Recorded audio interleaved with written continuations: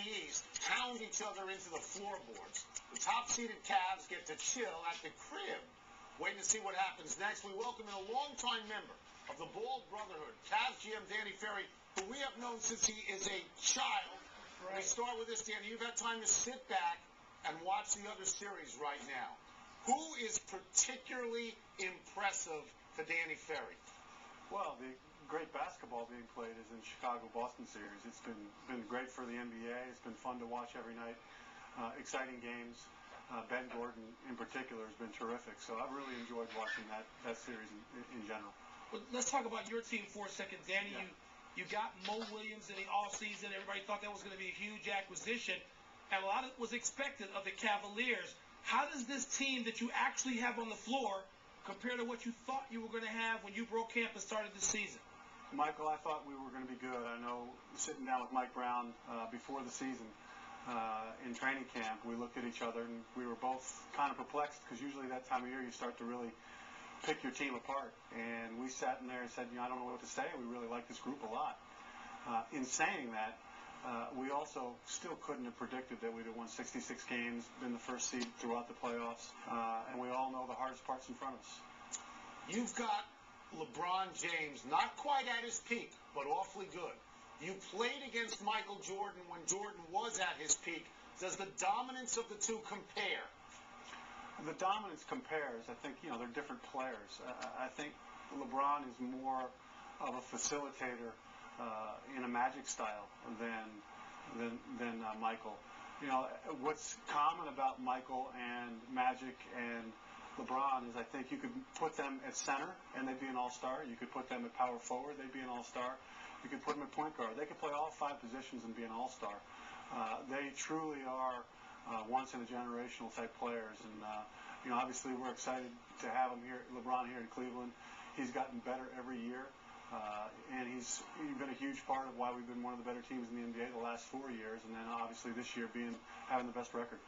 Danny, it's so exciting to be in Cleveland, particularly on game nights when LeBron James is playing, but yet you can still never be there more than a day without somebody wondering, how long is LeBron going to be here? And you are the guy who more or less is in charge of trying to keep him there. Does this keep you up at night, by the way? How often do you have to deal with this question, even in your own offices there? Well, there's obviously a lot, the questions asked all the time, and what keeps me up at night is that we're focused on what's in front of us right now and not projecting out. I think, this group, from our coaching staff to players to LeBron, have done a great job of just focusing on what's in front of them and the challenges in front of them, and that's really where we are right now. We have hopefully a unique opportunity in front of us that we can go on a long playoff run and compete for a championship. As I said, the hardest part's in front of us, but that's really where our focus is. We've done a great job of not getting distracted with anything at all as we've done that. I want to follow up by asking you something philosophically. Yeah. People may not remember, but a long, long, long time ago, when you were drafted, you refused to play for the Clippers and wanted to make your own way and make your own situation.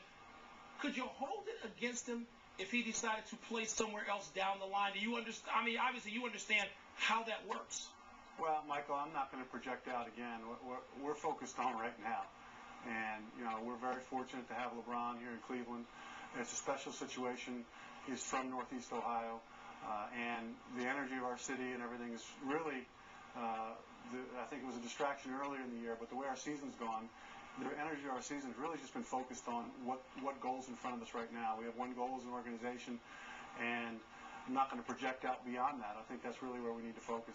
All right, I'll get you out of here on this. I won't ask you anything hypothetical, but I will ask you about LeBron. When he wears the Yankee hat, how do you feel? LeBron is under a microscope, or he's a lightning rod for anything, and people got pretty passionate about that. I'm not feel strongly one way or another. I think guys should be able to root for the teams they want to root for, and do how they want to do. But clearly, people here in town got very, very passionate about that, and we're fortunate that we got through that. And he's also an Indians fan too, just so you know. Well, I was going to say I'm a native New Yorker. You send me a Cavs hat, I'll wear it on the set once or twice. Thank you for joining us, Danny. Thank you, Danny. Expect a hat in the mail. Okay. I appreciate it.